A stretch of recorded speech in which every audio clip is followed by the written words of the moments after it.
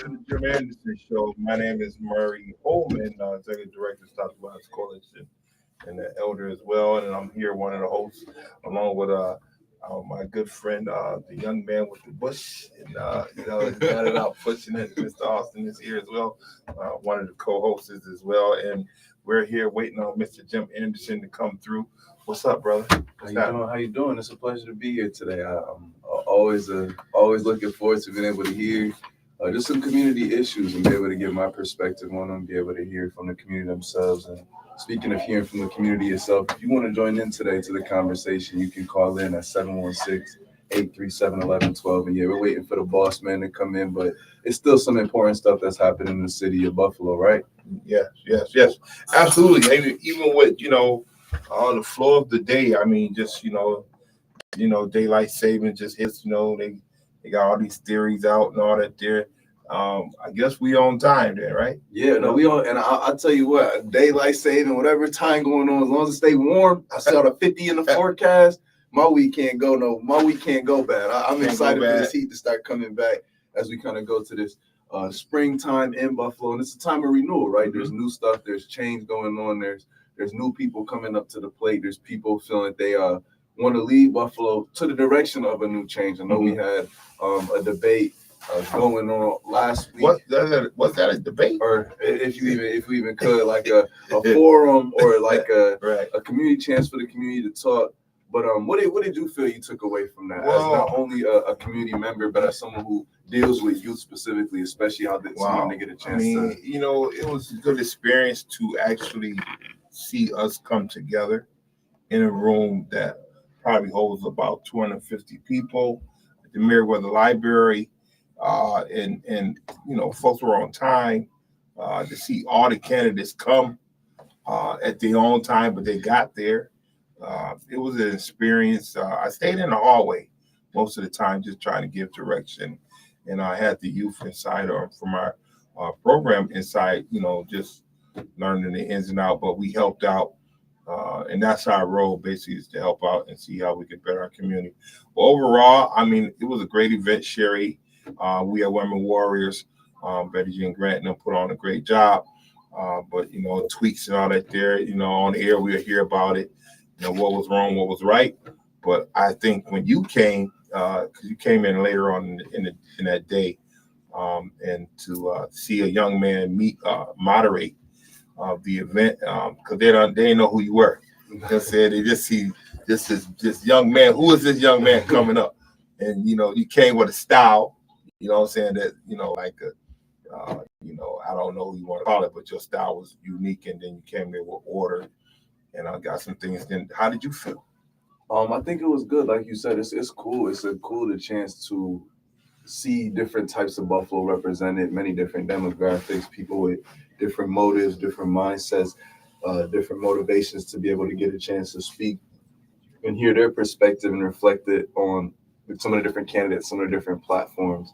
I think it created a beautiful chance for people to feel heard, but I also think it's the nature when you put a lot of people in a room, like you said, some of the tweets that I would, not reflective of the event itself, but like that I would have liked to do. I think that though everybody's here has a chance to speak, there's some people who are more dominating a conversation. Right. Need to make sure that everybody get a chance to speak. I know that there were some younger people there who might not have got a chance to share their voice. There were some issues I don't think were able to be raised, not because they're not important, not because people don't care, not because people are bad, but because for people who are very passionate, who had things they were very, very much wanted to ask. Right. I think some of those other people got drowned out. So I think maybe cutting the time for response down a little bit. I still think even a minute and a half, which is what I picked. I feel like a minute and a half. That was too long. It still gave them too much time to kind of wiggle around, which is to say that if you're a candidate, like we talked about on the show, number one thing I'm looking for is clarity. Right. I don't need you to wow me with a fancy analogy. I need to know what is your plan to fix these things. And so I think there was some really good pros from it. There was some awesome things that we could tweak, but I think overall, like I kind of close with at the end, that can't be foreign. Right. That can't be a one-off event. That can't be something that's rare, because when I even hear about our community when it came to preparing a candidate for the mayor race, we should have been having these. You got to have conversations in times of peace, so you're not caught off guard in times of war. If that makes sense. And it's not a battle or a war, but I'm saying that to say we should be having these conversations yearly, whether it's a candidate coming up or not. So, like you said, if the event is, hey, we need someone else for this position, we've already been talking about it to know who's fit for that role. So, and then some things came out of it. The questioning stage, and then to take a break, and then come back and ask more questions. And they had a candidate sitting there. Yeah, have the candidate sitting there and not to respond at that moment.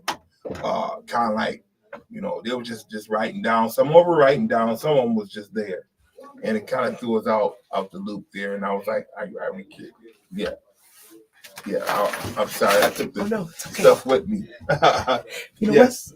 Keep your filter. And so from there, Austin, it was like different. It was a lot of different views and points, and then the response from the audience with their questions kind of threw everybody for a loop because you didn't know who to direct it to, right? In a way. Yeah, it is. It's one of those things where I think that's actually that makes sense, right? You don't want to have people caught off guard. You might have had every candidate saying, So you do want to give them time to think. I just think that, to my knowledge, because I wasn't there for the full event, and that's on me. If I'd have been there earlier, maybe I could have had a better control and known like what questions were already being revisited. But within that, I just don't think that was clear to everybody. I don't think people understood what was going on as far as like the question asking portion to then be reflected in like the more forum section. So I think it was good. It's good to give people a chance to hear and know what the issues are.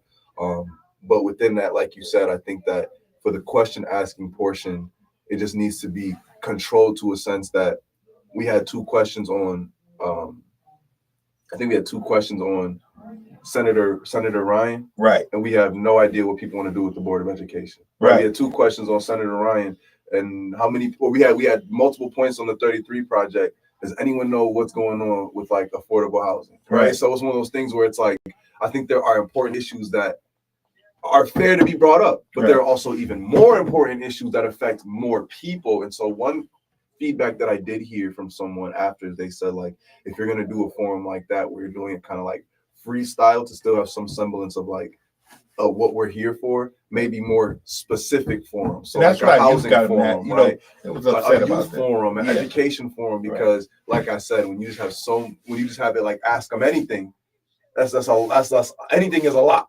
That's a lot of topics we could cover, and I feel like you said, I want to give everybody a chance to speak. And it was not a debate. People thought it was a debate, but it wasn't. It was get to know who was running for mayor, city of Buffalo. And James McLeod wasn't there. He got out the race, but and I think it was other folks there. A Republican person show up was there as well. I mean, if he's in the race, he's in the race. And so our youth right now is still working with East High School and trying to put their forum on. But I said, let's wait it out and let's see what direction we want to go instead of just jumping right back into it and have the same thing going. But it would be a perspective from the youth, and we might have to have you come back and moderate with them. And I know you went to this feed thing. So now, I mean, to move you up, I got to go in that direction. Yeah, you deserve it. I mean, you definitely deserve it. I mean, you know what? I always give young folks some type of monetary funding or resources. All right, here I am. Young folk. You said young folk.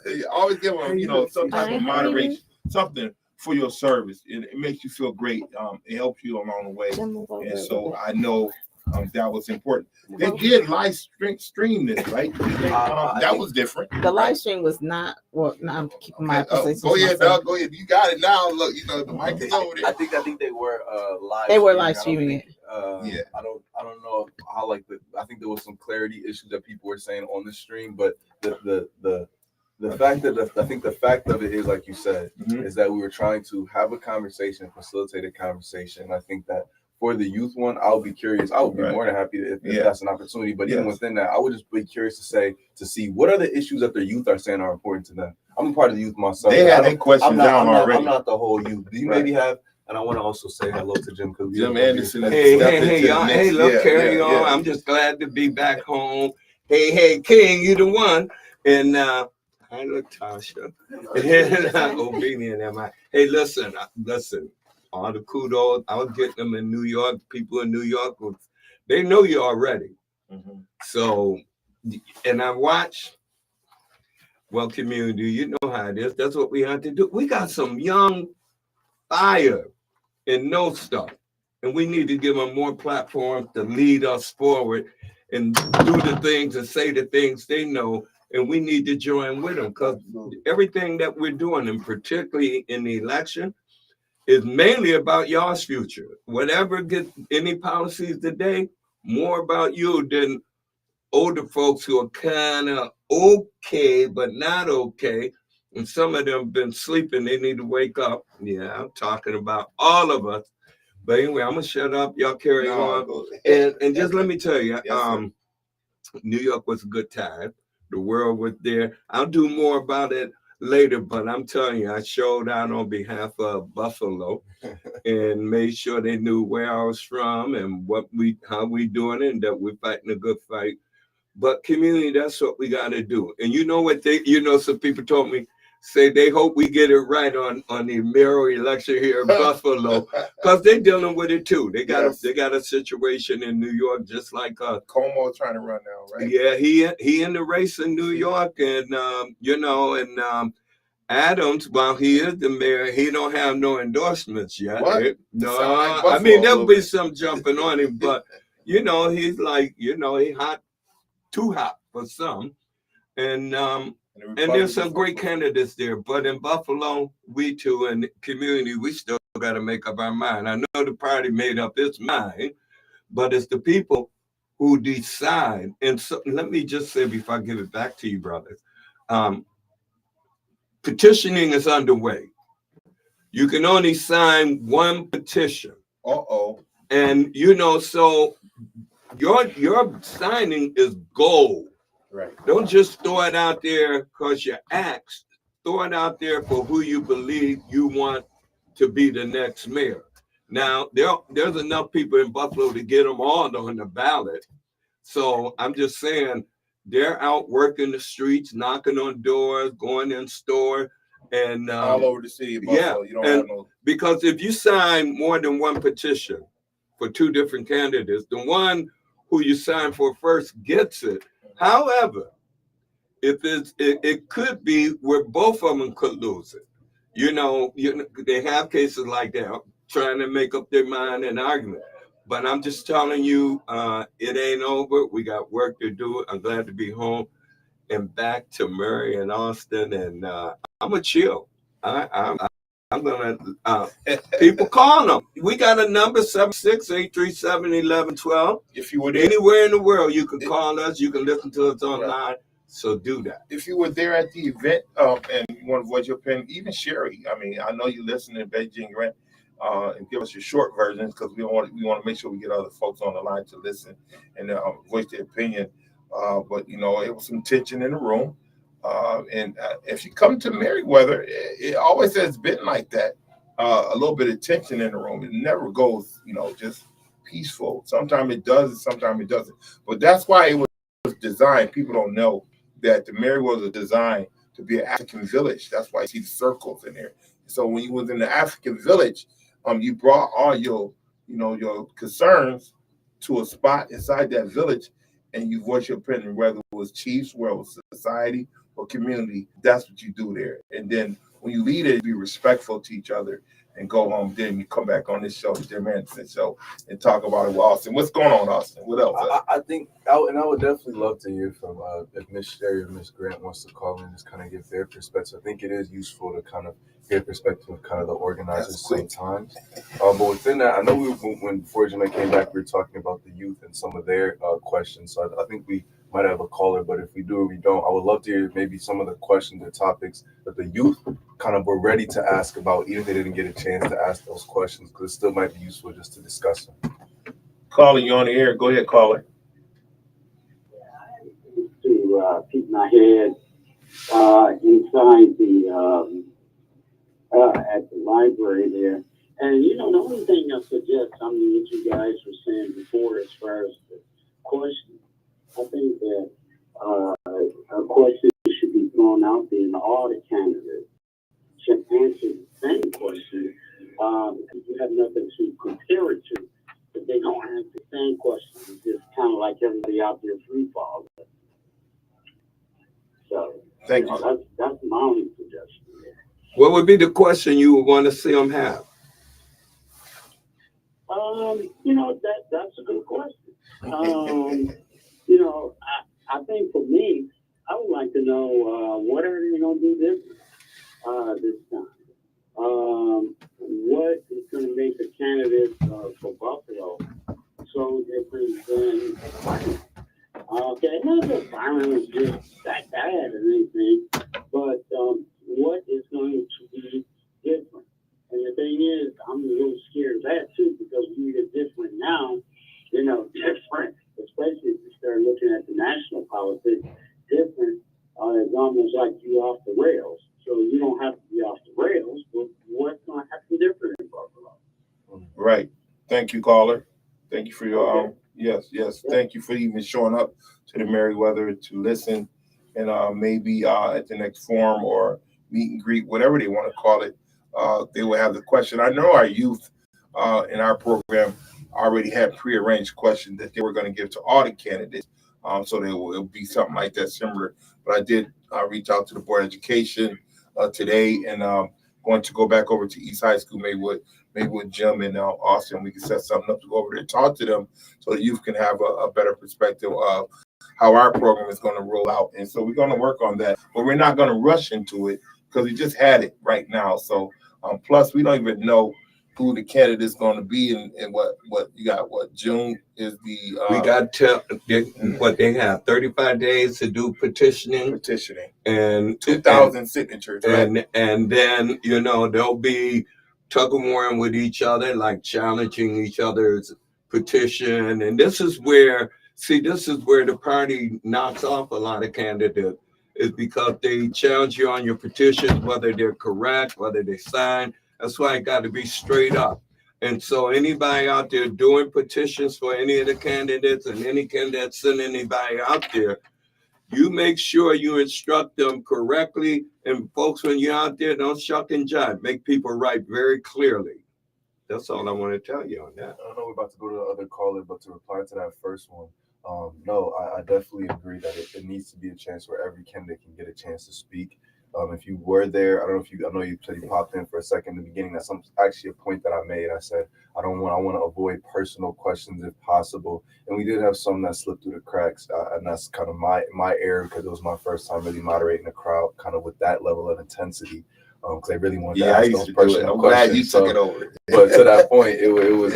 I definitely agree, and I think that's something I'll make if I happen to get the opportunity again. We'll make even more emphasis of to say that personal questions are for office hours, but it's a chance for the community to get a chance to know the candidates. So thank you for bringing that perspective to the table, and I think the other callers should be on the air. Caller, you're on air. Welcome.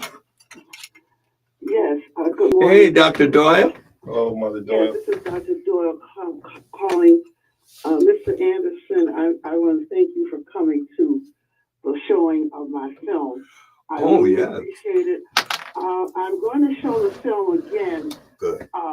So the early part of the summer when the weather is much better. Good. Because a lot of people have called me, they wanted to see the film, and I did have a good showing. But I'm glad, I'm calling to say this. I'm glad to see the community using the auditorium as much as they are doing now at the Meriwether Library, because the auditorium is named after me. Yes. It's the Dr. Eva M. Doyle Auditorium. And one of the reasons I wanted to know why they named it after me, and I was told that I had done more than 100 programs in that auditorium for our young people, for history and education. So I'm glad to see the auditorium being used, but I want to see this. I did watch the forum. I don't consider it to be a debate. I watched the forum online. I thought it was a little bit confusing. Everybody was saying this and that, but I would really like to see something where there's more of a focus on a particular issue. As a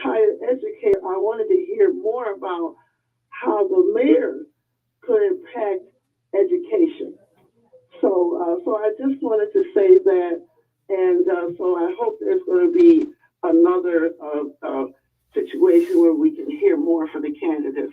That's I just wanted to share that with you all this morning, and I wanted to say, yes, Miss Ma'am. I will be 80 years old.